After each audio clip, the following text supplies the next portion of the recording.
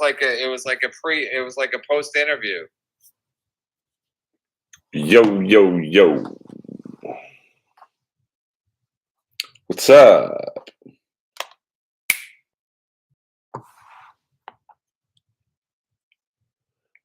Saturday night, Sunday morning for some of you on the East Coast. Big, big night in the world of professional wrestling with the return of one Mr. Phil Brooks to the WWE, Mr. CM Punk. A moment that nobody ever thought would happen. And I'll be honest with you, people have been sending me clips. I don't watch the WWE. I've tried. I just can't. Although I did enjoy myself at WrestleMania this year, the second night. I just, I don't know. You guys know. I prefer the AEW products. But that's a cool background. Green. I don't know what's making it green. Oh, it's paused on my TV set. I am working on getting my podcast stream center upstairs, so you guys no longer have to look at my kitchen in the background.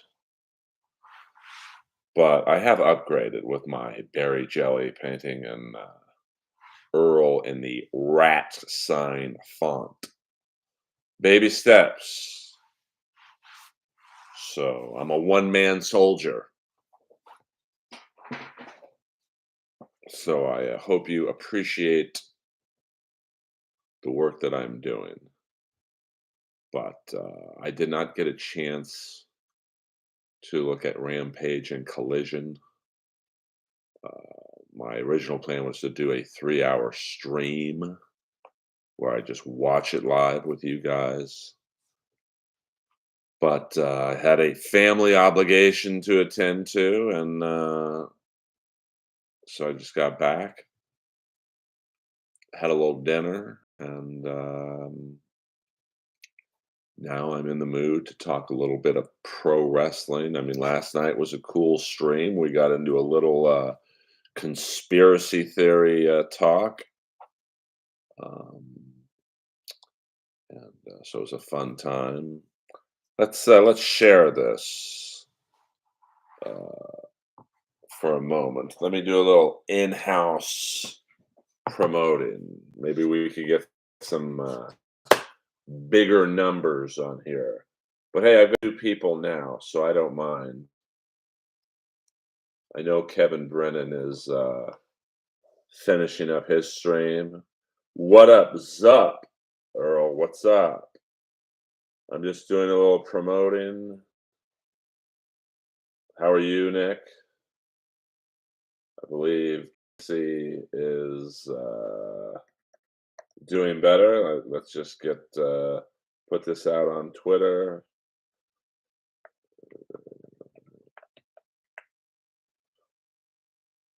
All right, we did that. I'm good. I had a really good set last night at the Comedy Store, which is why I did the stream, I think, at about 3 a.m. my time. Of course, it was a good Thanksgiving, but a rough day because I was made to take my stand-up set down, which I was very proud of. A lot of people are asking me, "Where's the stream? I want to show my friend." So my working plan is to put it back up on Patreon, I guess. Maybe make a $30 tier, and it gave me the idea. Maybe I'll start doing stand-up sets on Patreon, and you know, see how that goes. Good thing about putting it on Patreon is I did have to pay a guy a few dollars to take out some bad words because I didn't want to get flagged on YouTube for whatever they would have flagged me for. But obviously, a lot fewer people will see it on Patreon, especially my Patreon. So maybe I'll start putting more stand-up sets on YouTube, but not at the Comedy Store, I guess. So what up, Randall P. McMurphy? I'm assuming you're a fan of One Flew Over the Cuckoo's Nest, one of my favorite movies. Stand-up comedy. Why did you have to pull it? I don't know. They didn't really give me a reason. They just apparently don't like longer sets being put on with people, I guess, maybe confusing that it's an actual special. But I think if you saw the set in its entirety or even just the first few minutes, uh, I don't think you would think it's a special. I mean, it's good enough to be a special, in my opinion. I mean, you got to understand when you watch a special, the audience is mic'd. You know, when we did Roast Battle, I think season 2 in the Belly Room, the one show, The Road to Roast Battle for season 2, I think every table had a mic on it, so that you pick up all the sound. Uh, for that set I did at the Comedy Store, nothing was mic'd other than the camera picking up the microphone I was holding, and, it sounded like the whole room was mic'd, so I was very proud of it. Yeah, the Comedy Store asked me to take it down, so and don't tweet at them or anything, that will not help me. Um, so it's just disappointing because I lost hundreds of hours. Uh, I noticed today, like I think I was at about 2,500, or I was at 2,500 hours, just 500 away from my super chat abilities, and then I noticed today I'm at like 2,200 now. So it's just unfortunate. What's happening, William Zoom, Ching Lee?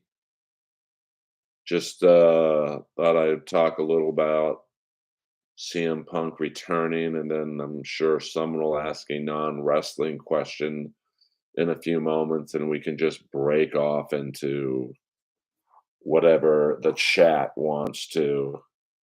This is like a interactive talk show where I'm the host and you guys are the guest.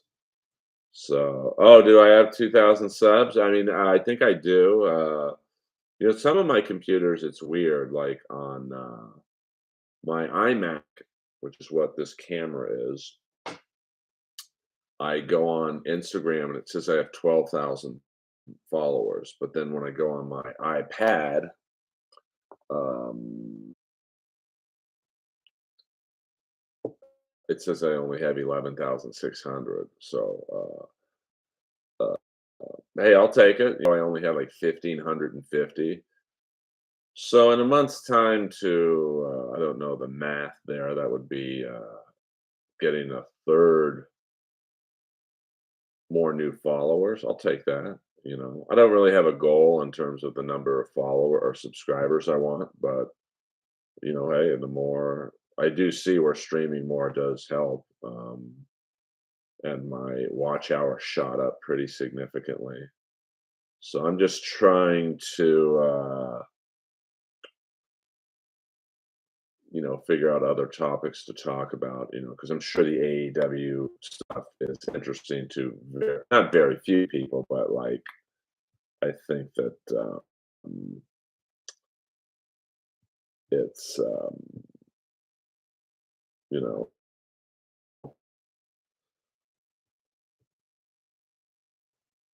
there's got to be other stuff people want to talk about. So I'm doing my best, um, and hopefully you guys are along for the ride. Yeah, I mean, I would love to have 100,000 subs. I mean, Jordan, my friend Jordan the Lion, he has like I think 260,000. but he's a lot more technically advanced than I am. He's edits, puts music, whatnot. I mean, he's like my ex on TikTok. She was is I don't go on it, but like, she has like, I think at the time we broke up, she had something like 500 fully edited short videos on TikTok in her file just to send out. So her and Jordan are very proficient, um, and I'm becoming a little proficient with the streams. I know it's easier if you do it at the same time. People get you. That's why I think Kevin Brennan is so successful. He does it Monday through Friday, every single day at 1 o'clock. 1 o'clock my time, for his time. So it's just, I tell you what, we're gonna do a live. Getting thirsty right now. Hold on, 2 seconds.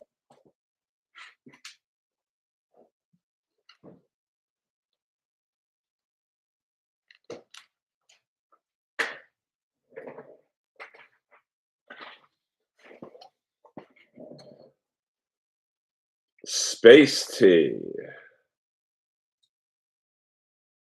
See how this energy drink or just a tea, but its big selling point is it's made from mushrooms. I've never had this brand before.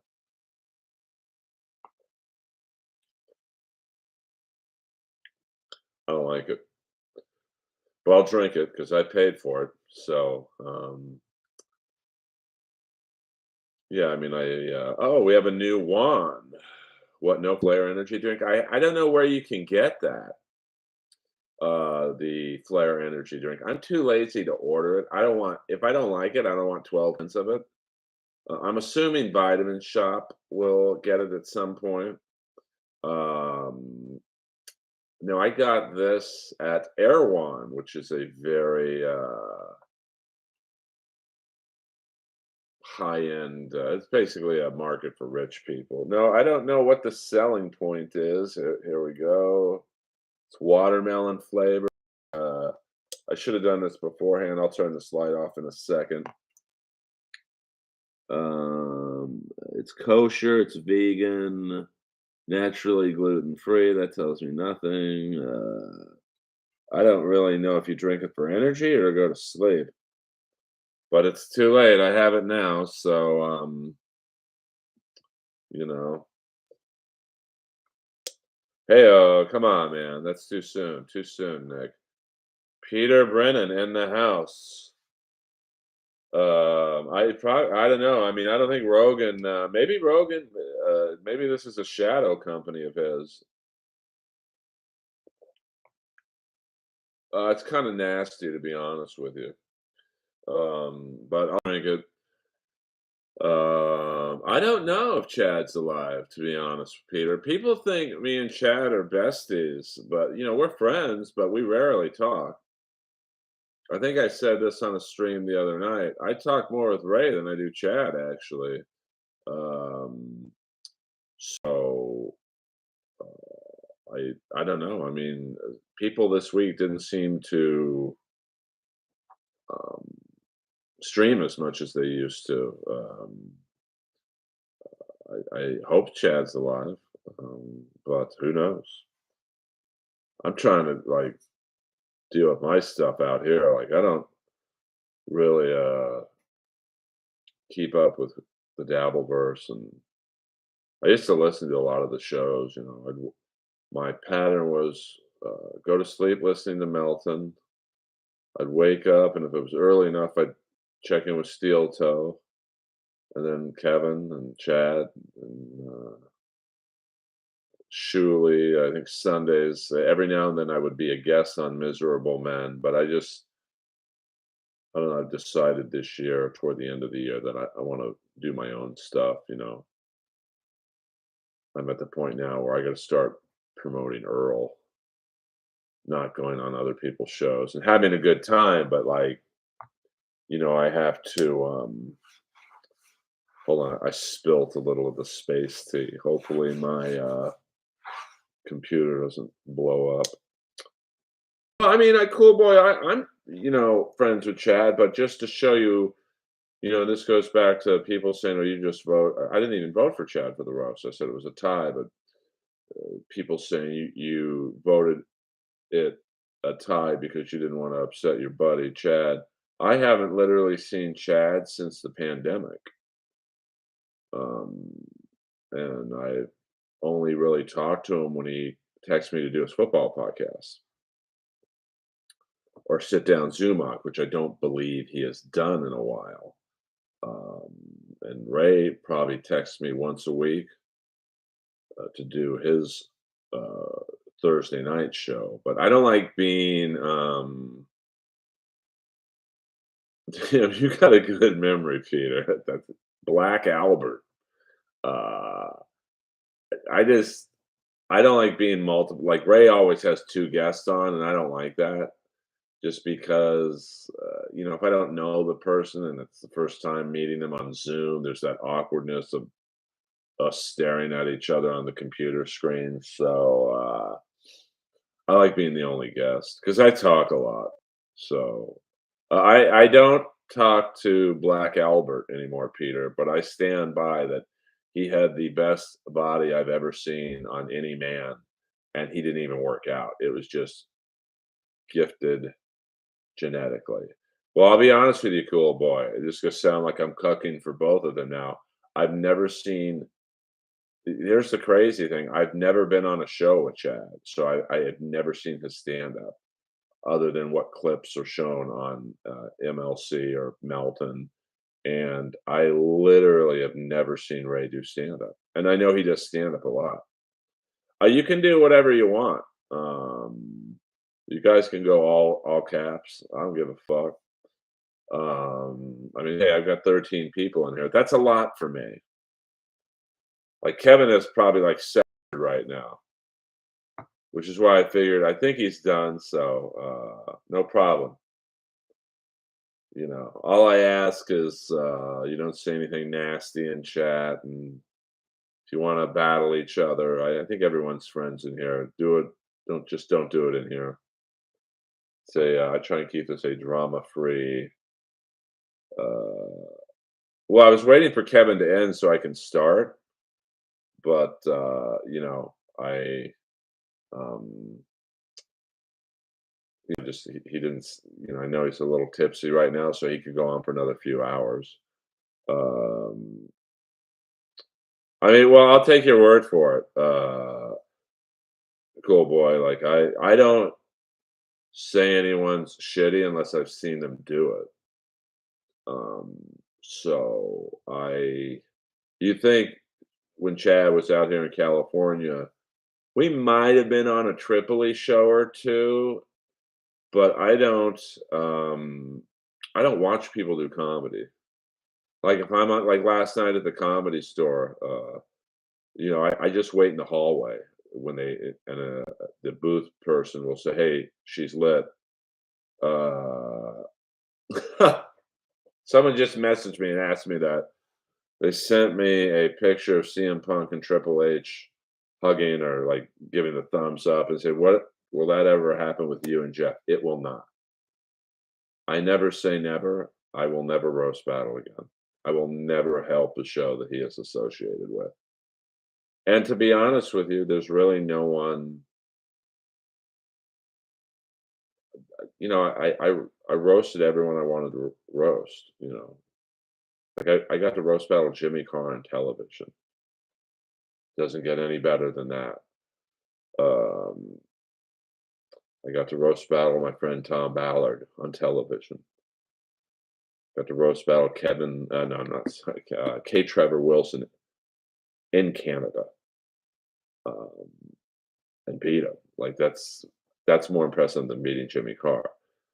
So I'm good. Like I don't. There's literally not, and I wouldn't even roast battle Jeff to be honest with you. I really wanted to a couple years ago, um, but I wouldn't even be roasting him because I know he would have my ex girlfriend write jokes for him. And it's like I'm not roasting her. I already beat her.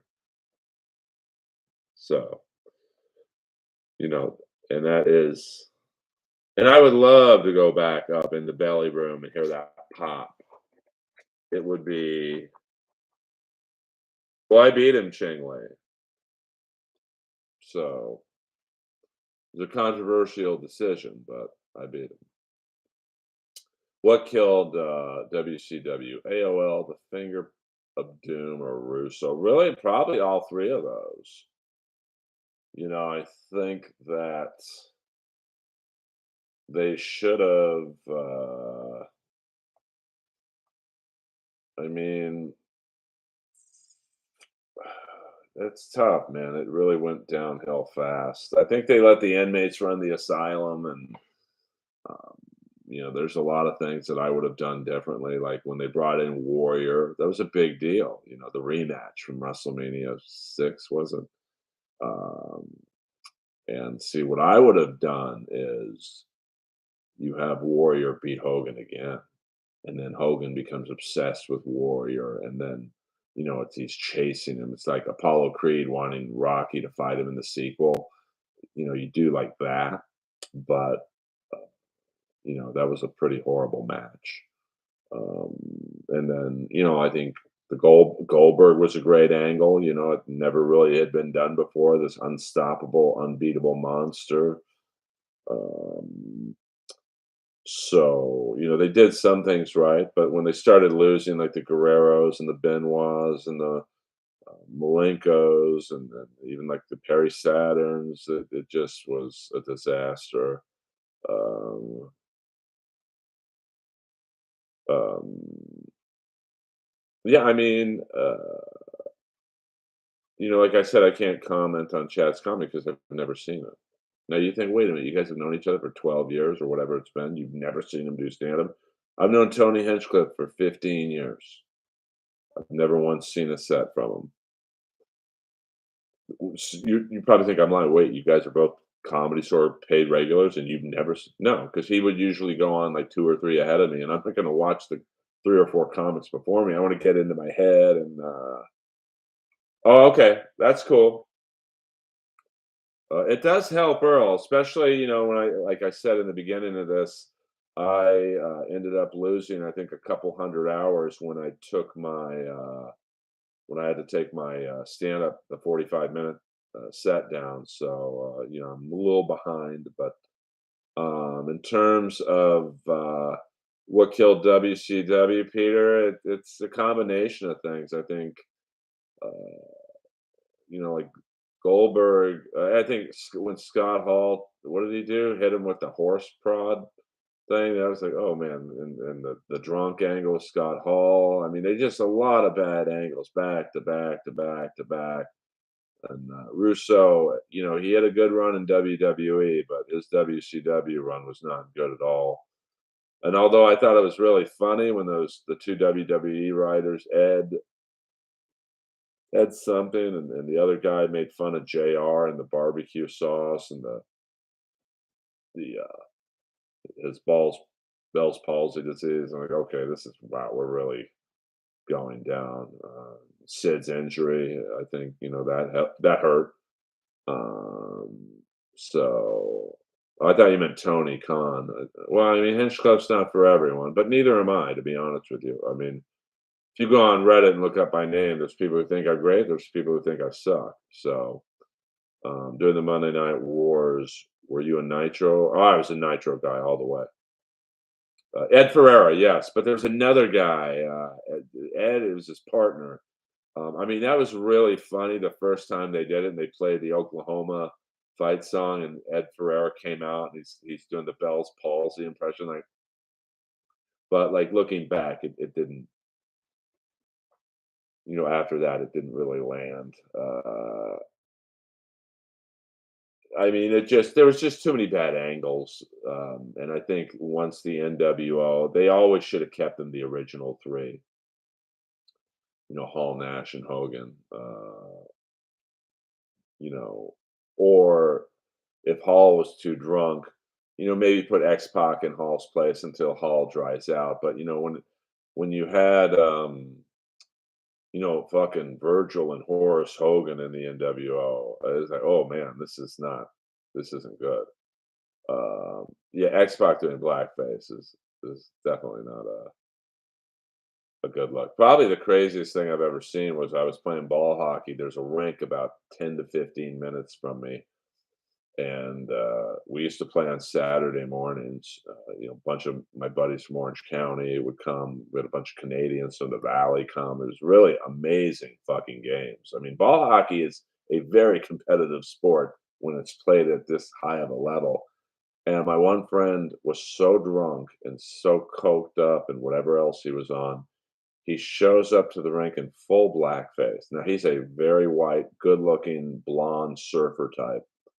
I'm trying to think of someone he looks like he would be on Sunset selling Sunset, like he's that that he looks like and he is a realtor. Shows up in full blackface, and we start playing, and he's drunk, and he's making a scene, and then all of a sudden, these 2 gigantic black bodybuilders start I think they were personal trainers, so they were working out with their clients right by the rink, and me and the other black player who was friends with this guy, we had to talk them down because there was about to be a murder. Would you consider Kevin Brennan as the CM Punk of comedy? Yeah, absolutely. Uh, I like Kevin because he keeps it real and like he says things like that very few other people will say, and he stands by them. Like he's authentic. Like that's not an act. Um, and so, I mean, I'm like a lesser version of Kevin. Like I only talk bad about people if they've fucked me over. I just don't say it to say it.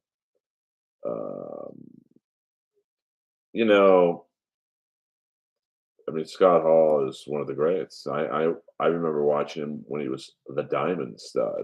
I know.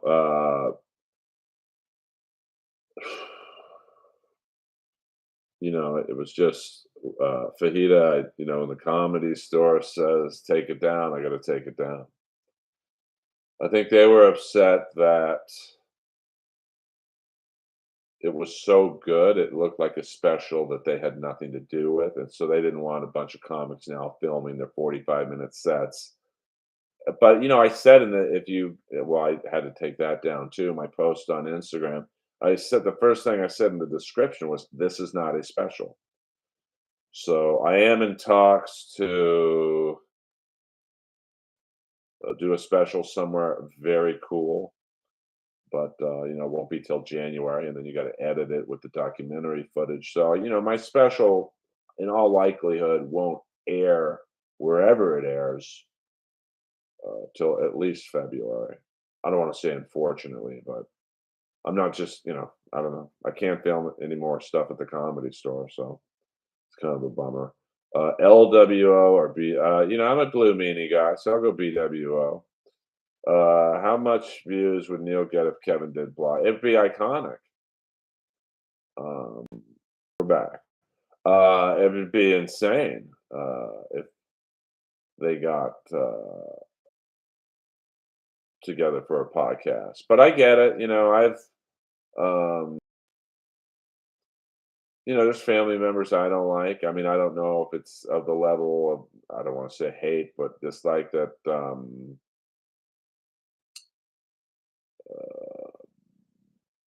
whatever you want to call it between them. But, I get it. The reality is they'll probably never get along, you know. Anyone know the inside scoop on Kate? I don't, here's where I try and stay out of the Dabbleverse world. I have zero interest in Kate Meany. Like I have nothing to say about her either way. So I don't know. I don't have anything on it. Kevin tried to take my YouTube channel down, and it was wrong. I hate Kevin Brennan. I mean, I don't know anything about that case. I don't like it myself when people try and take people's channels down. I just, let the fans speak, and a channel will go down organically if no one listens to it. Um, so I don't like that. Unless there was like hate speech directed at someone, like then I could see getting involved with that. But are you watching the new season of Dark Side of Comedy? No, I mean I live it, so I don't need to watch it. I don't like watching comedy, whether it be on TV or like I said last night, I didn't watch one comic before me. Even my friend Jessica, who was going on right before me. I don't like to get the pace of the room because it fucks with what I might want to do. But a lot of comics will sit in the room two comics before them. I don't like doing that. I'm not saying my way is the right way or the wrong way. It's just how I particularly do it. Um, so, and me and Chandler also wrote a treatment for a show called literally Dark Side of Comedy. So I'm not saying people stole it from us, but like it is a little weird that we approached Vice about it, and then there's a show called Dark Side of Comedy. Like, and in fairness, I have no idea, but like when I would watch Dark Side of the Ring, even Chandler got into it, and she doesn't like wrestling, so like she got into the Gino Hernandez episode, and then the next week she's like, "Hey, is that show about wrestling on?" So, you know, so no, I don't watch the show. Your appearances with Kevin and or Eleanor, Ingram, Holtzman, and Barris, yeah, they are the best, Peter, because we all get along and we all get the pace of each other, and like none of us tries to be like the star of the episode. Like I know when Rick's rolling on a story just to be quiet and let him finish. Really, Holtzman and Barris too, and then they know like when I'm doing the gang bang story, like that time I did it with Ian Bag and Eleanor, they know, the beats of the story. And so, to be a good podcast guest and host, it's a skill. Like you got to learn. I mean, that's why Rogan is so good. Like whether you like his politics or some of the people he has on, like he knows when to ask a question, lay back, jump in, and most of his guests are the same way. If you go on the Rogan podcast, when he's going to talk and when he's going to let you talk. So that's why my very first appearance on what was it, the Adam Carolla show, I was a little nervous because I don't quite know Adam's pacing, so I hesitated a few times, and then I don't know, about 20 minutes in, I got the signal that when he looks at you, that's when you talk. And then when he's like kind of going like this and talking, you listen. So then we picked up the pace a lot. But I also think he thought I was lying when I made a Dexter Manley reference, which is a very obscure reference. And I guess apparently the day before, the guest had done a Dexter Manley joke. I mean, the odds of two people who don't know each other going on the same podcast doing a Dexter Manley line, it's literally winning the Powerball is easier. But it was fun, very fun time, and I hope to do it again. Uh, yeah, I mean, I'm just not. I don't do the hate speech or the roasting or whatever online. I've said it before. Like, if you want to say something bad about me, say it to my face at the comedy store. I mean, it's not like I'm a hard guy to find. And I don't even mean to fight. Like, I'll get you free tickets to the store, I'll get you a VIP booth. Can't get you free booze because I have no control over that. And then come see me in the green room. And I would love to hear some of the people who say that shit online to my face. They don't. Their balls would shrivel up the size of chickpeas.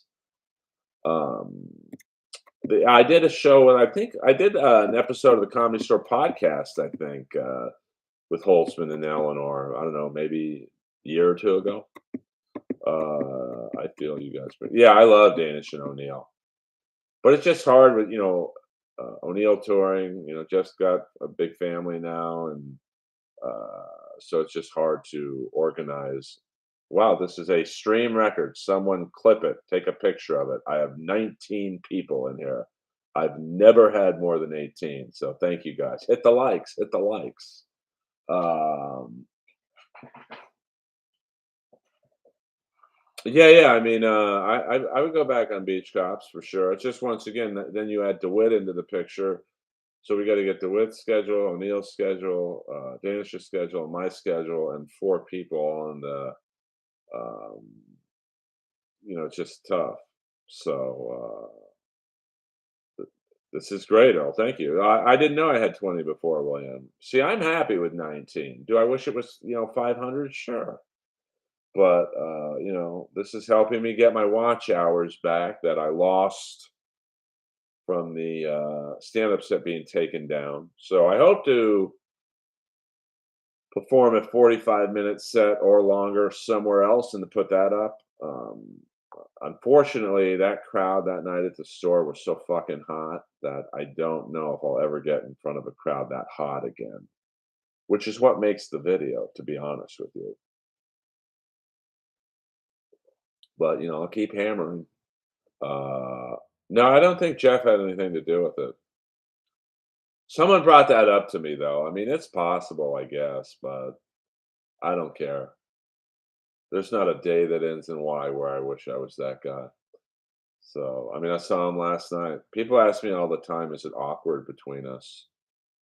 It's not awkward for me because I've never said one thing I don't mean. And that's the great thing about trolling or whatever you want to beefing. You really give the other side no chance when you just speak the truth. So, do you know about Red Bar? I mean, I know of Red Bar. I don't know who Mark Davis is, other than Kyle Fletcher's a tag team partner in United Empire. I just got my Will Osprey hoodie, by the way. I mean, I watch Red Bar from time to time. My thing with Red Bar, and I have ADD, so I get bored really easy, is like when he does. Oh, yeah, but who's Mark Davis? Um, is like when he did, I think the Kill Tony documentary. I watch it because I'm so familiar with all the players, but it's all the stopping and starting. It just I lose my mind when that happens. But it's his show, so I'm not saying it's wrong or right or whatever. I struggle when what should have been I don't know, a 40-minute to an hour documentary turns into 2 or 3 hours because of stopping and starting. It's not even a critique, it's just from my own personal brain. Um, there's no way I could sit and finish it all in one setting. But Red Bar, is an OG of the game, and the setup's like next level. Like I would love to have a setup like that. But he's also very proficient, like Melton. And I think me and Kevin Brennan, obviously Kevin does a lot better than I do numbers wise, but we're more low tech. But I will. Hans Kim is more bland than hospital food. I've only done one show with him, but that's when I went to Austin. Yeah, but bro, I wouldn't know how to work it, to be honest with you. I can do this. I can turn on the neon sign and put that. When I get the setup upstairs, it'll look a little more like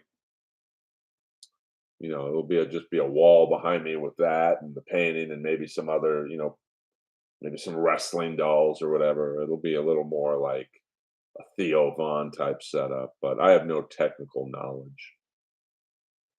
So, yeah, but I've done one show with Hans, I think I brought him up actually.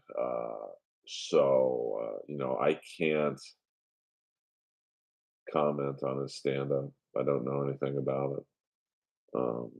People ask me all the time about the Austin comics or the LA comics who moved to Austin. And I don't know. I don't watch comedy. I want to do it. I don't want to watch it. Like I would imagine Tom Brady doesn't want to watch football. He wants to do it, and if he can, he'll just fuck a supermodel. Um, yeah, yeah. I mean, I'm gonna have a good display. I mean, I wish I could turn. This is a whole setup. This is a table that when I'm talking about the table. I would love to switch it this way because I have a really cool wall right here with a Vince Neil autograph photo, a Jack Lambert autograph photo, Comedy Store record player right here. So I'm working on it. I might even do an inappropriate Earl. During the pandemic, I would spray my stencil on Fairfax Boulevard, and it's like a cartoon drawing of my face with the glasses. I'll get something like that. But I'm also just trying to stream more, build up a following. I mean, my kitchen background. This ain't the problem. The problem is I'm late to the streaming game, but so I'm playing catch up a little bit, but I don't mind. I'm having a good time doing these streams. I have a very small but cool group of you guys all in there, and you know, you're just a really good mic with a mic. Yeah, I mean, I here's the thing. Over there, I do have a great mixer, and right here, it's just out of frame. I have a Neumann mic, which is about a $1,400 bike mic. Um, but I'm not. I don't really know how to hook it all up, and I want to wait till I hook everything up upstairs. Right now it's just the camera and the microphone, the internal mic from the iMac, which I know isn't optimal sound, but it's good enough for me. Is the Popeye roast um, is going to be on his Patreon, I think, in December. 100% of the money goes to Popeye. Um, George Perez offered to pay me. I said, keep it, give it to Popeye. And it was fun. I mean, uh, really one of the funner shows I've been on. And it's really how comedy should be. I mean, all the kind of killed. There was Frank Castillo, the champ from Roast Battle. Um, George Perez, obviously. Some like really popular kid, Concrete. I don't know if he's a rapper, but he was funny. And Mateen, fuck, I forget his last name, but he's an old school comic. Um, and it was just fun. I was scared because I didn't write for I thought, you know what, I'm going to go back to my early roast battle days and not prepare and just get up there with absolutely not one joke in mind and just riff. And it's very risky because there's about 300 Hispanic gangbangers. I was literally the only white guy in the room.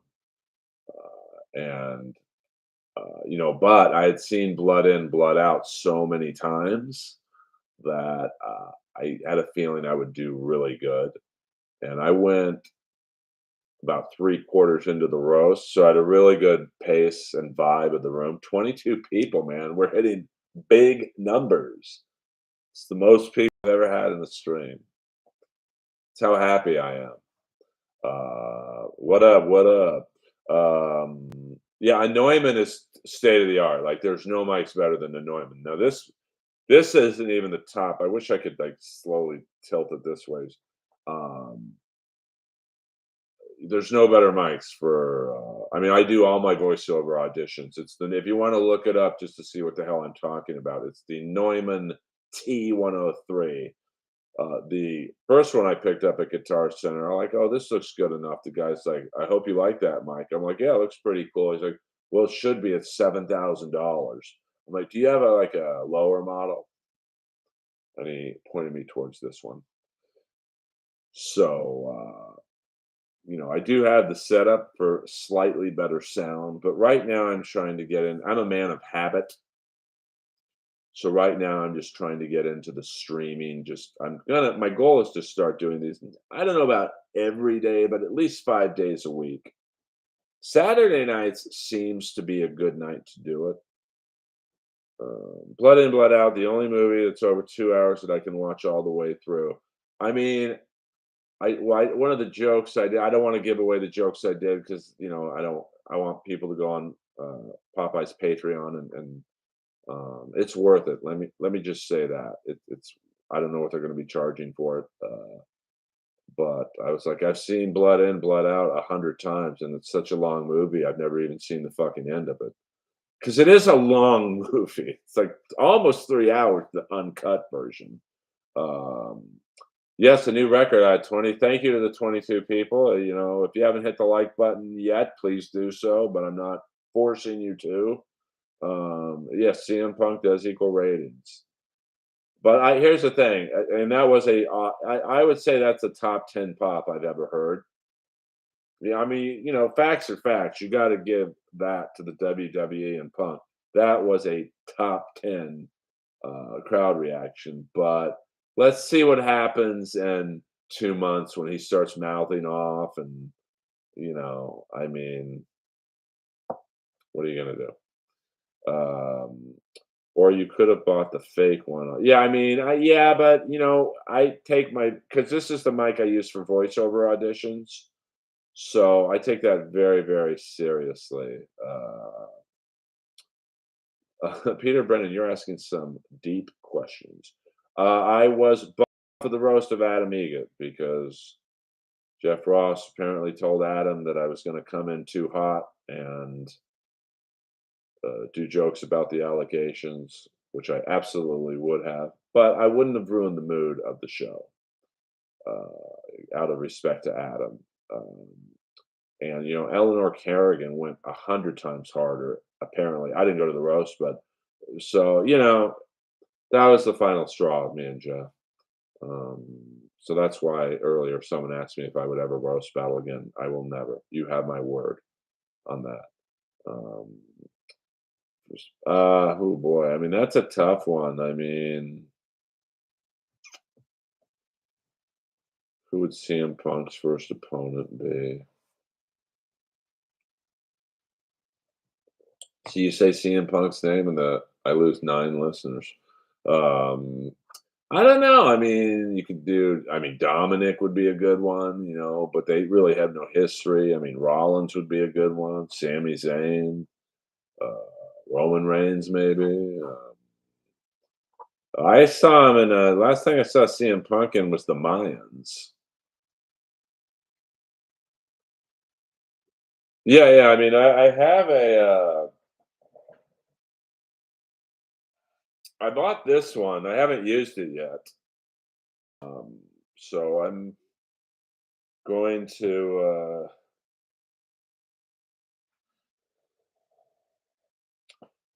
It's going to be a lot of trial and error until I get the podcast room or streaming room, whatever you want to call it, upstairs. And then, because I know so much of streaming and YouTube and podcasting is literally seeing a snippet of any show from this one to Joe Rogan's in the background kind of entices you, like, oh, what's this? So I think when I'm turned around to where there's a wall against me, that'll look better. That'll look good. Couple wrestling dolls and maybe a Vinnie Vincent, poster or whatever. Where would you rank Austin's pop when he came out and helped Foley win the first belt? I mean, that's up there. I think the whole crowd for the Hogan Goldberg match in the Georgia Dome was fucking. That's the hottest crowd I've ever seen. Um, one of my favorite pops is an old school one when Magnum TA got into the car accident, and I think it was against the Horsemen. It was Dusty Rhodes against the Horsemen, and they showed Nikita Koloff walking behind Dusty, and they were like sworn enemies. But because Magnum TA got in the car crash, Dusty needed a new face. I'm sure there were other people, but like someone probably maybe it might have even been Dusty was like, "Hey, it should be Nikita." So Dusty goes up the ramp, steps through the or through the cage. It was a cage match, and everyone just thinks Nikita Koloff's gonna not join the Horsemen, but beat the shit out of Rhodes. And it's very good acting because Nikita looks at the Horseman, looks at Dusty, looks at the Horseman, looks at Dusty, and then starts attacking the Horseman, and the crowd went fucking nuts. So that's probably my favorite pop. Um, I think. I mean, it could be. I mean, Seth makes Shane Kelly in the house. Monday Night Live, the man who gave me a lot of stage time on the corner of Burbank and Woodland Avenue. Um, yeah, I mean, there's we could probably spend the next hour on all-time pops. Well, but it was such a good match, Peter, they probably should've. I mean, it was a nice thing to do for the fans. Like, "Hey, here's a free love you too." Shane Kelly was a host of a show in the LA comedy scene for years called Monday Night Live, and it's really, one of the places I got to grow. Has It was at a bar called Ireland's 32, and, really one of the, forming, influences of my comedy career. Um, so thank you, Shane Kelly. So a lot of fun times on Monday nights practicing new jokes. So, like if you could get laughs at Ireland's 32, which is an Irish bar where they're playing darts and pool in the back and video games, you could get laughs anywhere. That's why when I have a tough crowd at the comedy store, I'm like, this shit's easy. Um, I mean, well, Punk and Triple H would be great, but I don't think Triple H can wrestle anymore. But Punk's breaking down too, like, and that's another thing. Like that was his downfall in AEW is where he just kept getting hurt. Um, like people were like, let's have CM Punk against Omega at All In London, which I originally said too, but I'm like, I don't think CM Punk can keep up with Omega. But you definitely see the difference in terms of social media when I think Adam Copeland beating up Luchasaurus got about 5,000 tweets, under that hashtag. And then he's back, which was obviously CM Punk's hashtag from when he came out for Survivor Series, got like 91,000 tweets. So that's just the difference between the two companies. It's just there's some things I don't think AEW will ever be able to beat WWE in, and it sucks because I think they're the better company. Did you like Silence Sting? I like Lacrosse Sting. I didn't like Wolfpack Sting because that's when the NWO it was like NWO Red, NWO White, LWO. I just didn't like all the changes.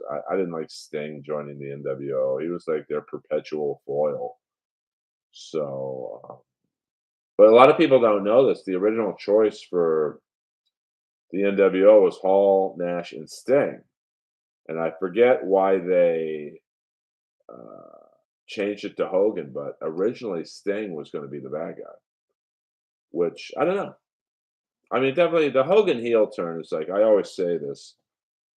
It was like wrestling 9/11. I mean, it was really just like wow. Like there's that guy in the white ECW shirt in the front row. He was fucking crying, man. I thought someone was calling me. Um, well, Shane, I support you in any endeavor. Well, yeah, he is definitely washed up in the ring, but he's a needle mover initially, but like he was in AEW.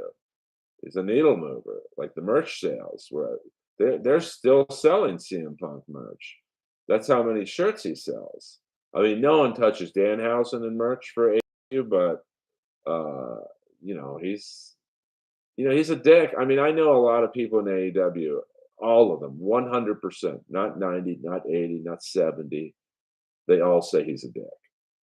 I had one interaction with him at Equinox where we were the only two in the gym, and we were both walking out at the same time. And I just put my arm around him, which I probably shouldn't have done. And I'm like, "Hey, man, you're one of the few reasons I still watch." And he just looked at me and goes, "Don't say that," and walked off. Yeah, I mean that heel turn was. There's nothing that comes. I think it's the greatest. The initial heel turn and run was the greatest heel turn ever. It's like there's not a heel turn that comes close in any company. Um, Arnie Anderson was part of the Four Horsemen. Yeah, he was an OG Horseman. I think the original Horseman was Flair, Arn, and the Anderson brothers. And then Tully Blanchard came in. My favorite Four Horsemen. This is kind of like Kiss. My favorite Kiss album being Crazy Nights. That's the shit I like. the keyboards, the ballads, and all that. But my favorite version of the Four Horsemen is Flair, Anderson, Barry Windham, and Sid Vicious. And ultimately, Sid didn't last too long in the Horsemen, but his first feud with the Horsemen was against fucking RoboCop. So, it was almost doomed to fail from the beginning. Uh, well, no, but I mean, he's a needle mover, Rebel. Like like look at the tweets. Like, let me go on Twitter or X. I'm sorry. Let me go on X right now. So we've got Chris Jericho trending 2074 posts, and then Randy and Punk. I'll assume it's Randy Savage, but Randy and Punk 13,000 posts. Let's go see some more. Um, Jungle Boy 2,000, basically 2,600 posts. The Elite, obviously, anything CM Punk is trending. AEW 45,000 posts, but that's only that many posts because of Punk. WWE is back, 54,000 posts. Retire, which is probably referencing CM Punk, 30,000 posts. Matt Riddle, he had a good tweet because he was like, "Hey, I'm 8-0 in UFC," or whatever he was. Punk was 0-2, 10,004 posts. But it's only that many posts because of Punk. So let's see if we can. Those are the top trending things. So you could see the non-Punk related wrestling uh, threads or 2,000 posts, and then anything Punk related is 10,000 and 100,000 up. So he's maybe not a great guy, but he is. He's what they call in any business. He's a needle mover. So just the way it works, it's either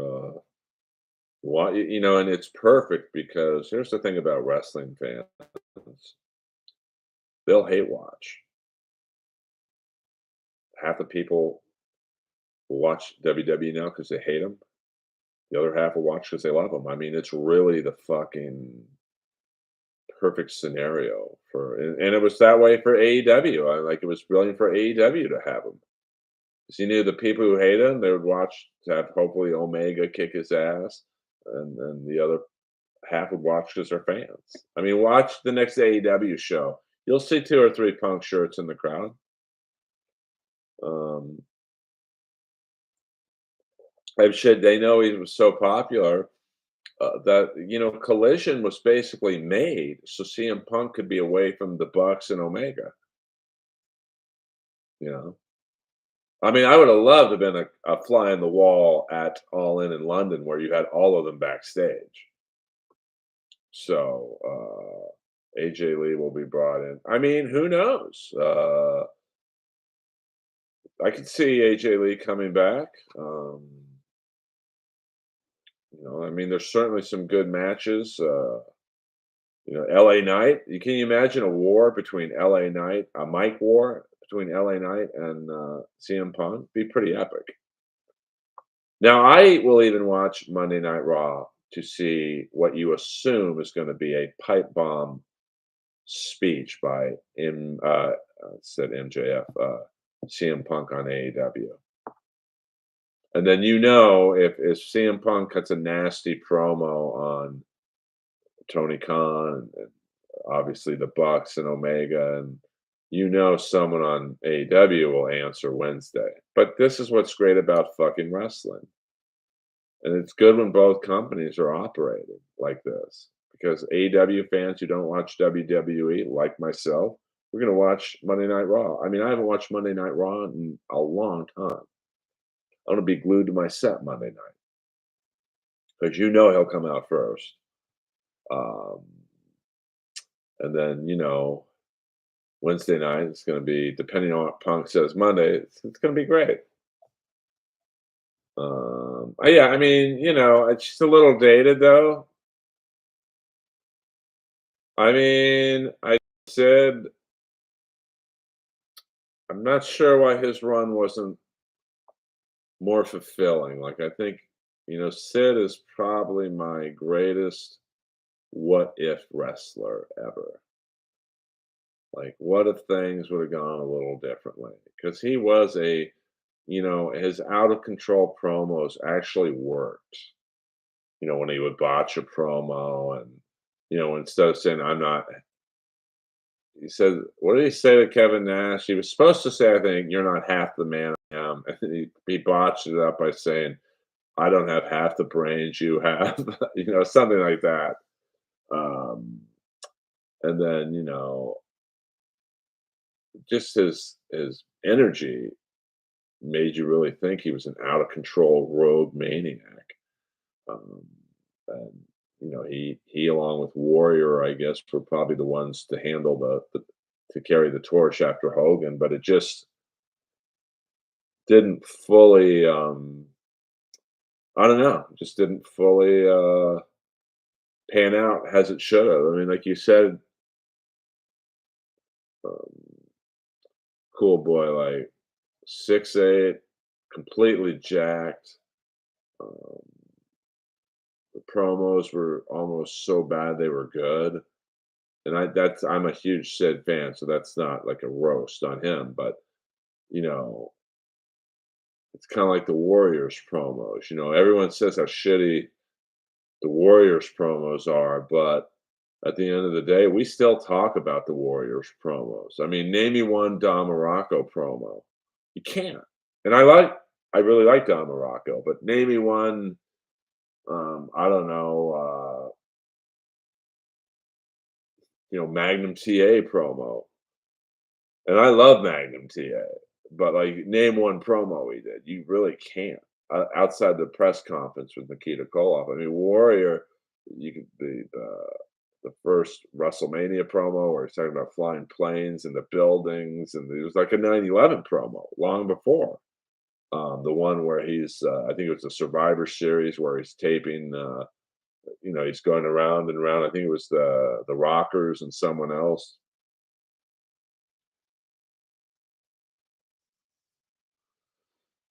I mean, I didn't know that about Kevin Sullivan, but, I mean, he was good with the stick, but, like, you can't really name a promo he did, but, like, Sid, everyone remembers, and Sid, if you wanna see Sid as a good actor, watch him when the Shockmaster thing happened. He's the only one that stayed in character.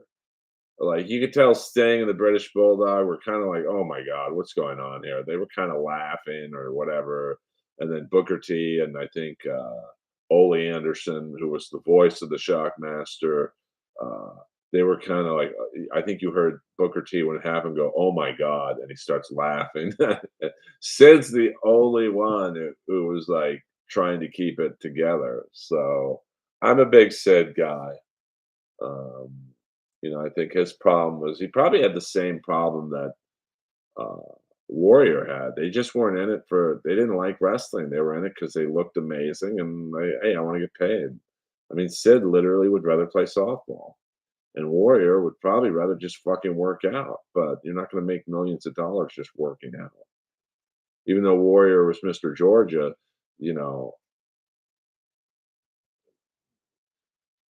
you know, I mean, they went into wrestling for the money, and I respect that. Um, but I just there's something unfulfilling about Sid that he should have been among the greats. Instead, it's just kind of like I don't know. I mean, it's funny. I was watching. I think it was War Games when he jackknife powerbomb Brian Pillman into unconsciousness. Well, I don't think the Hall of Fame means anything. I mean, everyone's in it. I mean, at this point, Sid will be in it just because it's like they need one name. Kamala should be in it, I mean, like Nick said, two-time WWE champ, two-time WCW champ. I mean, not a lot have done that. I mean, Sting hasn't done that, and he's in the Hall of Fame. So, it's really just, I mean, it's hard to I mean, Rick Rude's in the WWE Hall of Fame, as he should be, but he never won a championship. Um, I mean, I was at the premiere of Ready to Rumble. I don't watch it too much, that's a movie that even though I love wrestling, it's pretty bad, to be honest with you. And I'm all about bad movies. Let's refresh Twitter just to see. Uh,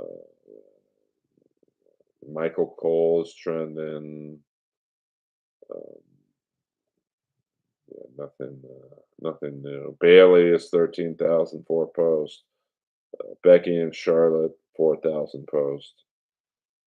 Jack Jack is 4,300 posts. I think that's a homage to Powerhouse Hobbs shirt he was wearing that says "I'm big, I'm black, I'm Jack."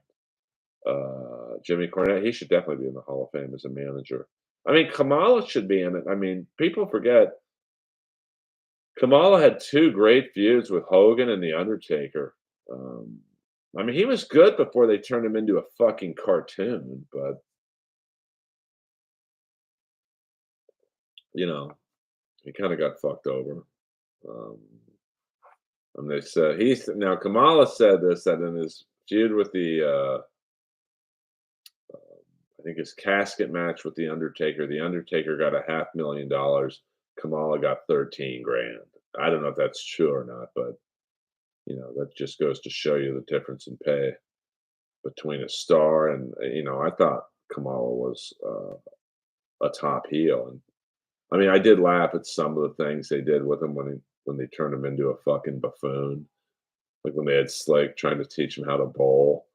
But you got to understand, in like world class championship wrestling, Kamala was a heel, and, like, they would show kids in the crowd, and they were crying because they thought Kamala was gonna come eat them. Um, I mean, he should be in the Hall of Fame long before Coco Beware. Shit. Dangerous but worth the risk. That is a great Rat song. Uh, Best worker of all time. I don't think he is. I mean, it's funny enough, Peter, we're talking about Sid, and, Shawn Michaels kinda, no-sold the power bomb when Sid turned on him.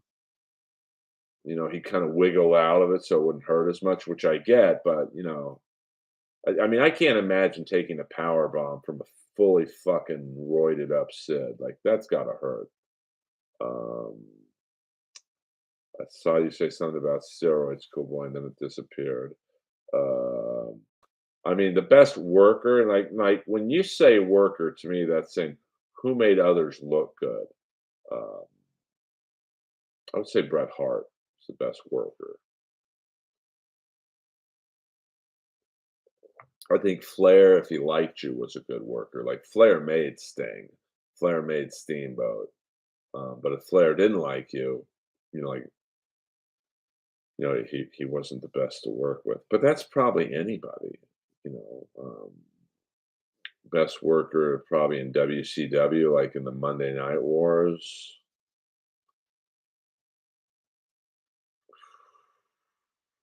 That's a tough one because you had so many people.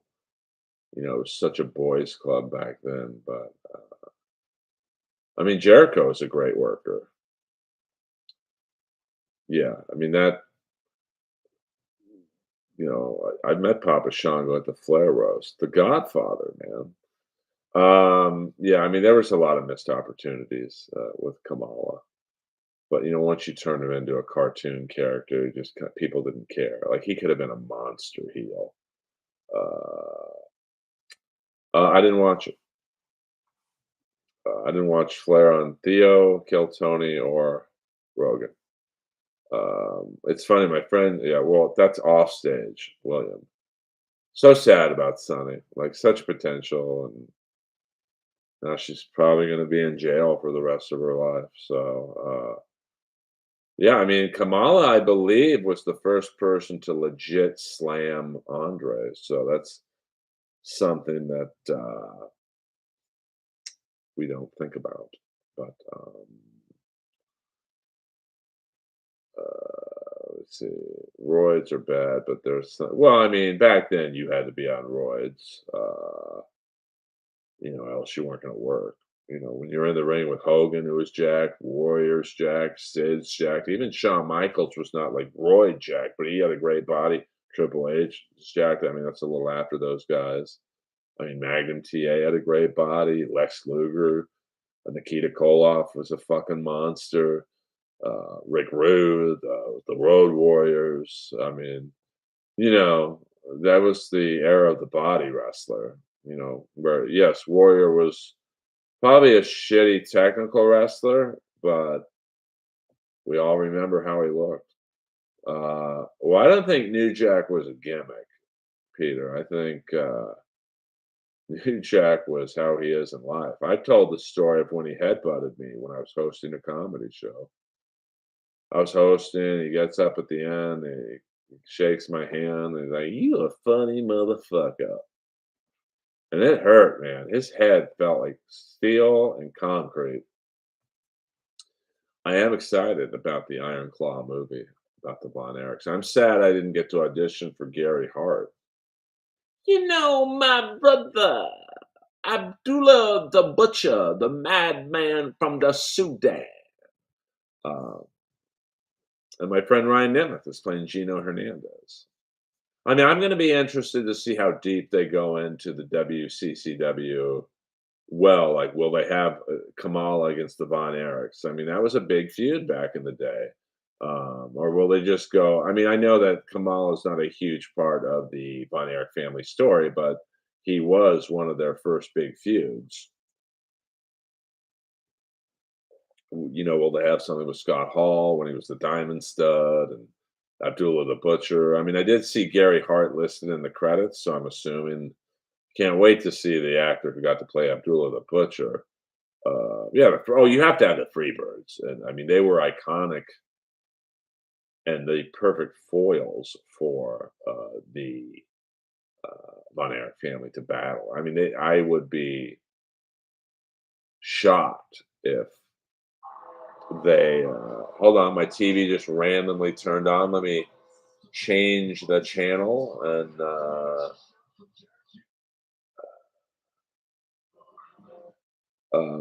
Well, I would agree with you, Cool Boy, and Lex Luger. What's funny, the way you said it, Lex Luger, he was a bit of a lug. Um, I don't think he was a good worker because he was green. He was a bodybuilder. I think he was willing to learn, but I mean, if you want to talk best workers in WCW, I think it was absolutely Flair if he liked you. Because like I said, I mean, Sting probably is not around these days unless Flair gave him the rub. Um, and I think Flair kind of made Tony Atlas looked good in the ring, and that was hard because Tony Atlas was just a bodybuilder. Um, so, I mean, it really does depend on, if you like the person or not. Were the Von Erichs good technical wrestlers? I mean, I think Kevin was the best athlete. He did the most like standing drop kicks and stuff. I think Kerry was like the ultimate warrior with personality, and the fact that he had a missing foot and was still pretty good is pretty amazing. But I don't know if they were great technical wrestlers. I think they all could pull off the power moves, um, press slams, body slams, power bombs, but I don't think any of them will ever be confused with Dean Malenko. Oh, yeah, that's scary. I've never seen Brock Lesnar's daughter. Um, but I think Scott Hall was a good worker. Like when he was the Diamond Stud, and I think early Scott Hall, like if he liked you, he could sell for you, and uh, yeah, I mean David was a very good wrestler. I mean, like I said, I think it depends on what you like in wrestling. I would say Kerry had the look. I mean, I think Kevin was the best athlete. and David, was probably the best technical wrestler. So it's uh, it's like, do you like apples? Do you like oranges? I mean, the Von Erich family was very diverse in terms of their look and their styles and their toughness. I mean, I would say after watching Dark Side of the no, it's Tales from the Territories, which is it's not as talked about as Dark Side of the Ring, but I would say that Kevin was the toughest. Um, and that always people ask me, who do you think? I don't know. I mean, where Kevin's sons wind up, to be honest with you. I mean, he seems pretty level-headed, but it's going to be tough for them to wrestle. I saw them wrestle the Briscoe brothers at the Flair roast. It's pretty neat. Like there was a little area backstage where they would warm up and go over the spots, and it was a total behind the curtain look. And just sad how Jay Briscoe ended up, but it was kind of neat to be backstage and see them going over the moves. New Jack was a guy that kept getting past, but had to keep doing it because he knows nothing else. I mean, I think New Jack was just a fucking pretty scummy guy in real life, and he was in it for the pussy, and like whereas Sid and Warrior were in it for the money, he was in it. I think New Jack was in it for the lifestyle. Um, so it's sad how he ended up. I mean, that Vic Grimes match, the first Vic Grimes botch stunt, I think fucked up New Jack forever, and then he just was spiraling downhill ever since. He literally had brain damage from that botched stunt. So, yeah, Paul Orndorff was a great. I met him at the WrestleMania. It was the WrestleMania that was at Staples Center where Muhammad Hassan attacked Eugene, and then Hulk Hogan came out for the save. I love Hassan's manager Davari. That guy was fucking funny. Um, but I was walking around backstage because Motorhead did the theme song to Triple H, so we got to hang out in Motorhead's dressing room. And that's where I took that picture with Hulk Hogan. And I'm walking around backstage, and I see Paul Orndorff, and he just looks at me. We're both sitting on the couch. There's just a random couch in the hallway, and he's like, "Young man, what do you think of today's wrestling?" Like, it sucks. And he looks at me and goes, "You're right."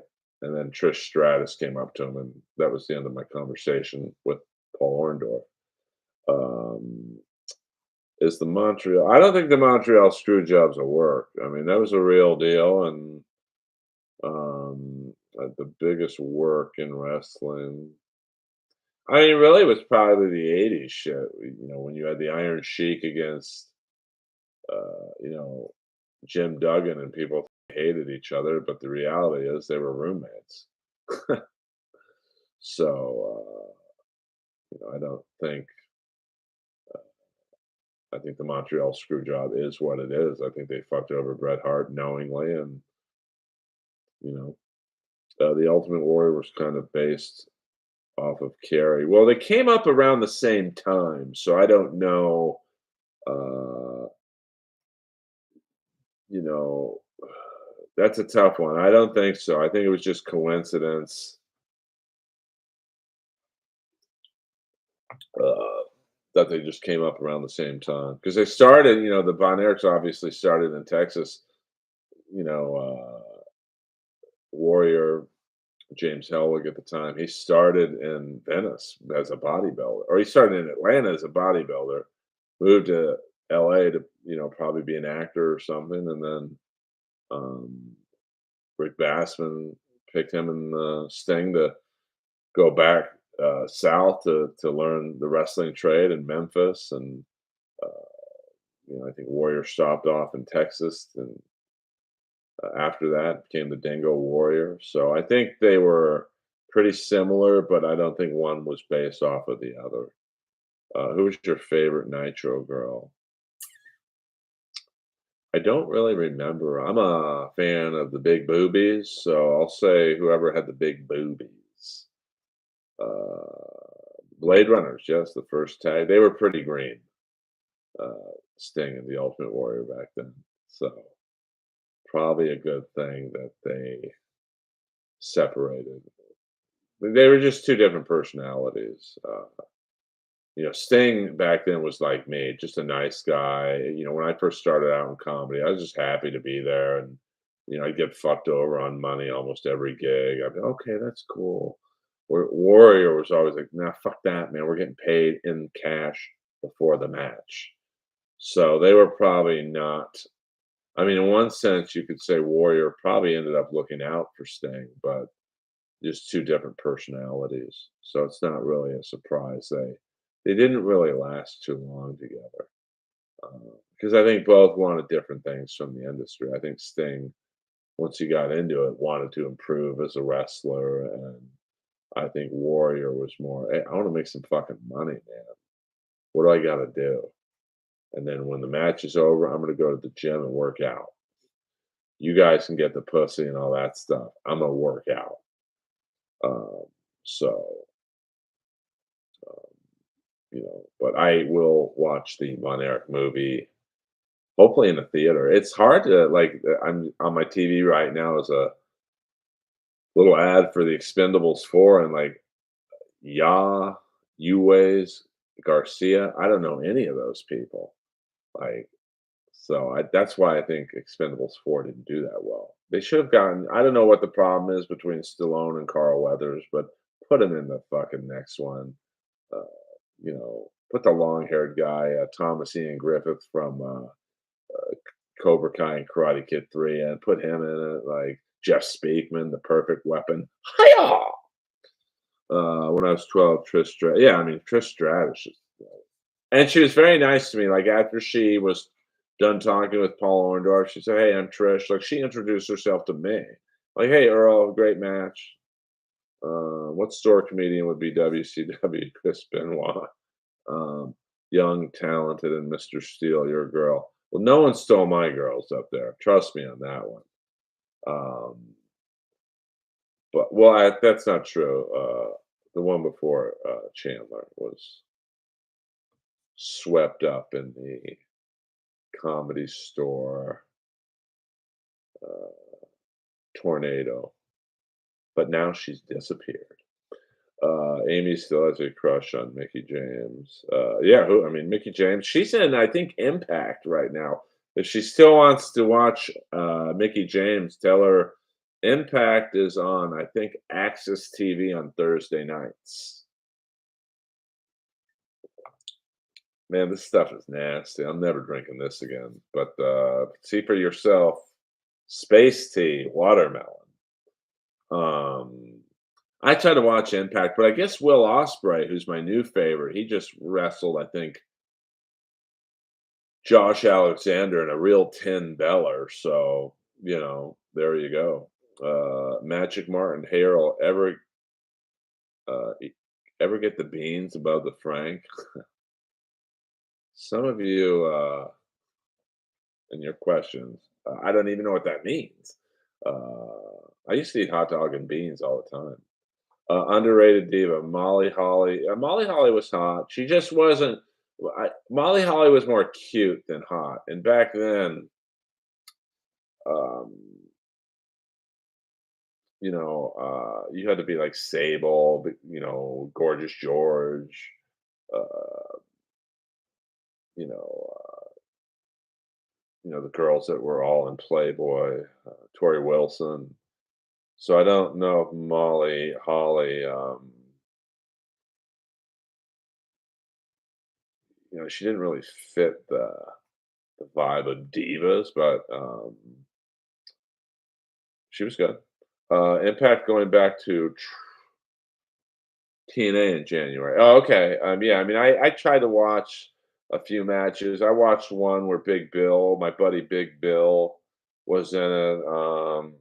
I would have definitely watched Osprey and Alexander, but they don't really advertise very well for it. Because also on Axis after Impact is New Japan, which you can see some really good Will Ospreay matches. Spike Dudley, top 5 workers of all time. He's definitely one of the top 5 bump takers of all time. Excuse me. This is kicking in, kicking in. When Sid power bombed him, whew, that had to hurt. Um,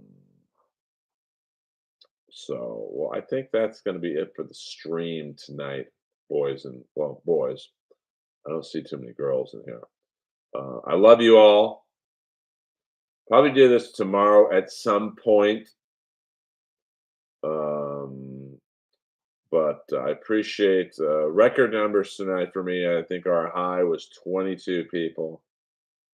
Uh, I'm going to put this up on Twitter if you guys want to retweet it. That would be lovely to help me make up for the lost hours of the stand up clip I had to take down. Thank you. Thank you guys. Yes, it's 11:52 out here. I'm starting to lose a little steam. I'm going to try and work out on my elliptical, but I love you all. You guys are all OGs of the Earl train. I won't forget.